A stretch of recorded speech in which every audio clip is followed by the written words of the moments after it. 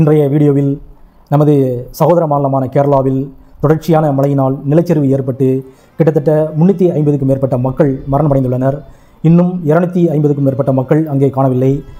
அனைத்து நண்பர்களும் மீட்புப் படை குழுவினரும் இந்த இக்கட்டான தருணத்தில் அங்கு இறங்கி வேலை செய்து வருகிறார்கள்.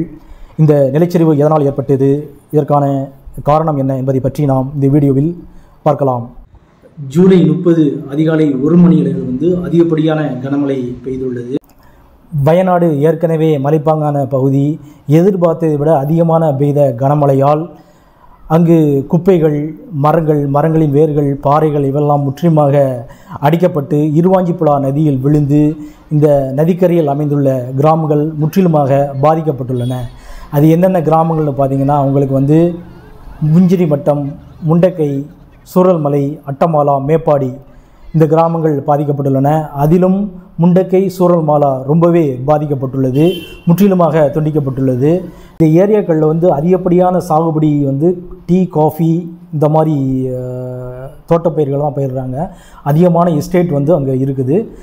இதனால் இந்த தோட்டப்பயிர்களால் அந்த மண்ணை கிரிப் பண்ணுற தன்மை ரொம்பவே கம்மியாக இருக்கும்.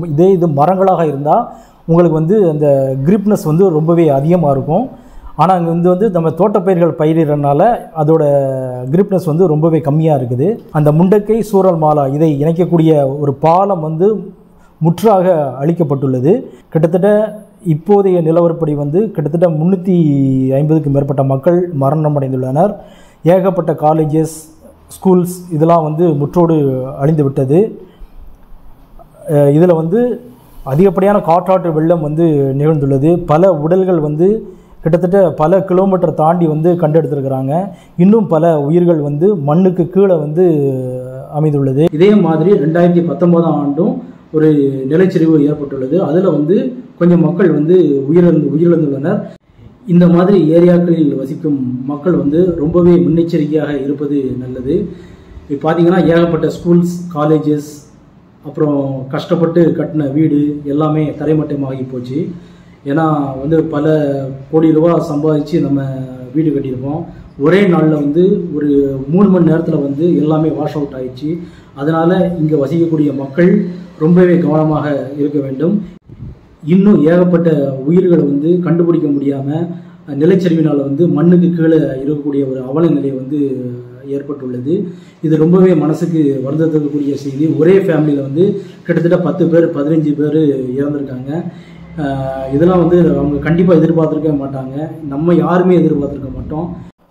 இந்த ஏரியாக்களில் அமைந்திருந்த கோயில், மசூதி, சர்ச், காலேஜஸ், ஸ்கூல்ஸ் இந்த மாதிரி எல்லாமே முற்றிலுமாக தரைமட்டமாக்கப்பட்டுள்ளது. இதில் மனிதர்களுக்கு படிப்பினை தரக்கூடிய செய்தி என்னென்னா, ஒரு காட்டு யானை ஒரு ஃபேமிலியோடு இருந்து நைட்டு ஃபுல்லாக இருந்து அவங்கள காப்பாற்றிருக்குது. இந்த காலத்தில் மனிதர்களே இரக்கமில்லாமல் இந்த வயநாடு வெள்ளத்தை பற்றி ரொம்ப மட்டமான முறையில் கமெண்ட் பண்ணுகின்றனர். இந்த இக்கட்டான தருணத்தில் நாம் கேரள மக்களோடு இணைந்து நாம் போராட வேண்டும். அவர்களை மீண்டும் நாம் பழைய நிலைமைக்கு கொண்டு வர அனைத்து தரப்பு மக்களும் தோளோடு தோள் இணைந்து பணியாற்ற வேண்டும். 2019ஆம் ஆண்டு கேரளாவின் வயநாட்டில் புத்துமலை என்ற ஏரியாவில் நிலச்சரிவு ஏற்பட்டு கிட்டத்தட்ட 25 பேர் மரணமடைந்துள்ளனர். அப்போவே சுதாரித்திருக்க வேண்டும். இங்கு இன்னொரு காரணமும் சொல்கிறாங்க, புவி வெப்பமயமாதல். இது நாளடைவில் அதிகமாகிக் கொண்டே வருகிறது. இதனால் கூட அதிகப்படியான மழை வர வாய்ப்பு இருக்கிறது என்று சொல்கிறார்கள். இதனால் இது இப்போது கேரளாவில் நடந்திருக்கு.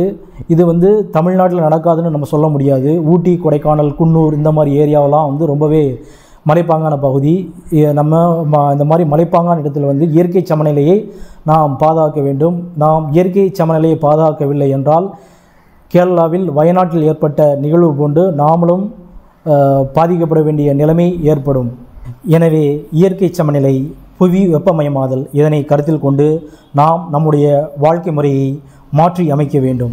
எதிர்காலத்தில் இது போன்ற நிகழ்வுகள் நிகழாமல் இருக்க அனைவரும் நாம் அரசுடன் ஒத்துழைக்க வேண்டும். மற்றொரு வீடியோவில் நாம் சந்திக்கலாம்.